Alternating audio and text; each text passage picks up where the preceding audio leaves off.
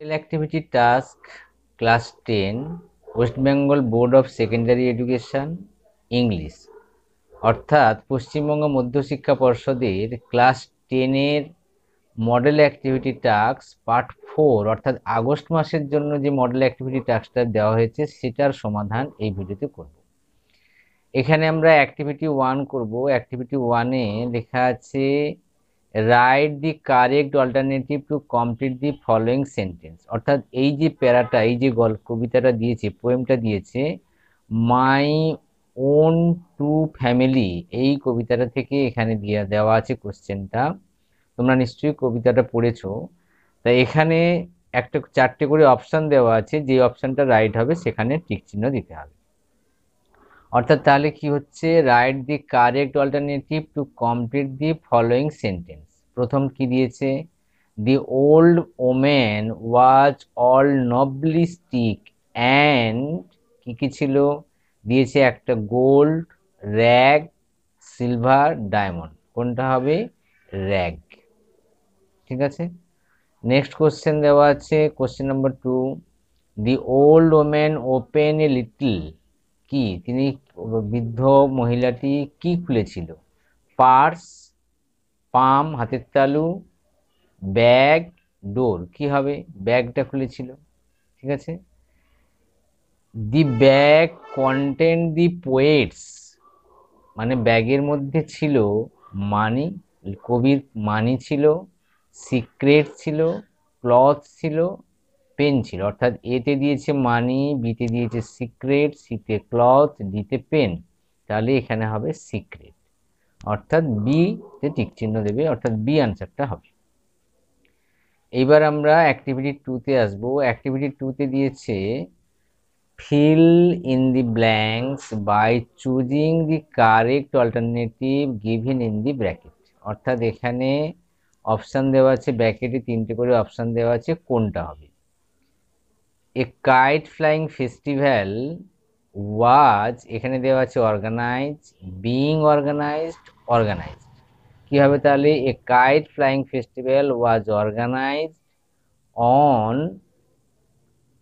Last Sunday to promote, promoted, promoting, to আছে যেহেতু তাই এখানে হবে প্রমোট। কি হবে, promote, on last Sunday to promote the use of cotton string which were, এখানে হবে ওয়ার কনসিডার ফর বার্ডস। ঠিক আছে। তাহলে প্রথমেরটা হচ্ছে যে অর্গানাইজ, দ্বিতীয়টা হচ্ছে প্রমোট, তৃতীয়টা হচ্ছে ওয়ার। ঠিক আছে।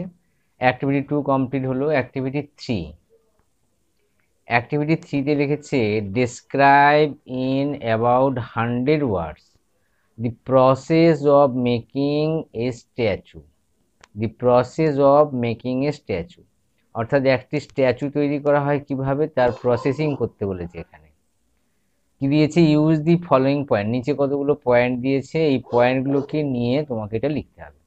প্রথমে দিয়েছে plaster of Paris mixed with warm water, তারপরে দিয়েছে cast of statue made with wood, mixture pour in cast left for the mixture to harden, cast carefully removed statue is taken out. ঠিক আছে। অর্থাৎ পয়েন্টটা যদি আমরা দেখি, plaster of Paris mixed with warm water, plaster of প্যারিসটাকে গরম জলের সঙ্গে মেশাতে হবে। Cast a statue made with wood, অর্থাৎ কাঠের তৈরি স্ট্যাচুর একটা ছাঁচ নিয়ে আসতে হবে।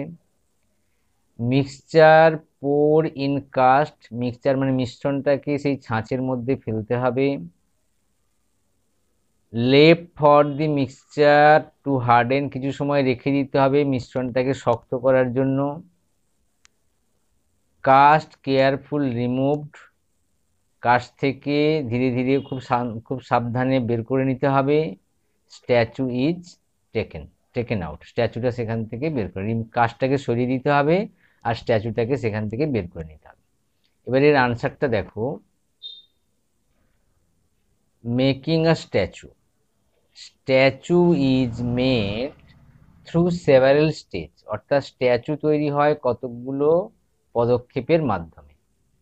In order to prepare statue তৈরি করার জন্য at first plaster of Paris, water and a cast of statue made of wood are collected.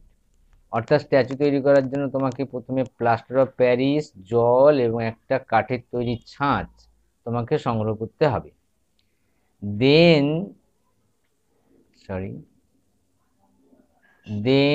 Water is boil for few minute, তারপর জলটাকে কিছু সময়ের জন্য গরম করে নিতে হবে। After that plaster of Paris is mixed with warm water, ওই প্লাস্টার অফ প্যারিসটাকে গরম জলের সঙ্গে মিশিয়ে নিতে হবে। Now the mixture is pour in the cast of statue, অর্থাৎ স্ট্যাচুর ছাঁচের উপরে ওই মিশ্রণটাকে ঢালতে হবে। Then the mixture is left for few hours, কয়েক ঘন্টার জন্য মিশ্রণটাকে রেখে দাও। টু হার্ডেন, শক্ত করার জন্য।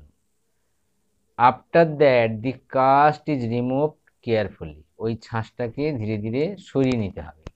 And the statue is taken out, এবং স্ট্যাচুটাকে সেখান থেকে বের করে নিতে হবে।